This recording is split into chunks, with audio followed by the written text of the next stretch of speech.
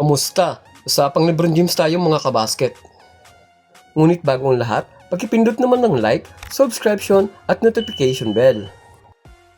Sa laro ng Lakers kontra Golden State Warriors, bumasag na naman si LeBron James ng record bilang ikalawang players sa prangkisa ng Lakers na nakagawa ng 1,000 3 points made.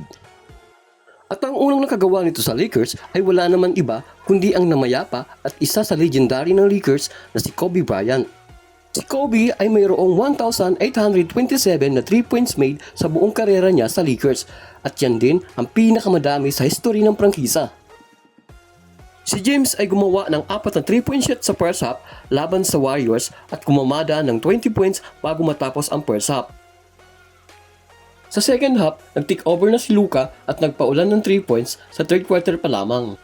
Ngayon, ang birthday ni Luka at 27 anyos na siya. Tinapos niya ang kanyang kaarawan na mayroon siyang 26 points, 8 assists at 6 rebounds at nag-ambag naman si Reeves ng 18 points para ipanalo ang laro kontra Golden State Warriors. Gumawa naman ang Warriors ng double digit sa unang quarter pero di pa rin naglaro sina Kristaps Porzingis at Stephen Curry dahil nagpapagaling pa sila sa kanilang mga injury. Sa laro, hindi nakasabay ang Golden State Warriors sa init ng Lakers sa 3 points area na kumamada ng 19 out of 41 shot sa beyond the arc. Sa Warriors, si Stephen Curry ay may 10 laro nang namimiss. Sa interview niya sa ESPN kay Malik Andrews, sinabi ni Curry na gumagaan na rin daw ang kanyang pakiramdam.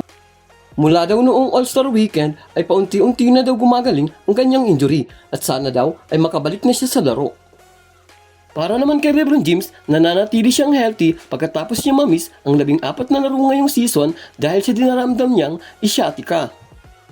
Nasa ika-8 season na si James sa Lakers mula nang lumipat siya dito noong 2018, ngunit nakatakda ng mag-expire ang kanyang kontrata ngayong taon. Ano sa tingin niyo mga kabasket? Mag-i-stay pa ba si LeBron James sa Lakers o lilipat na siya ng team sa susunod na season? Abangan natin yan mga kabasket.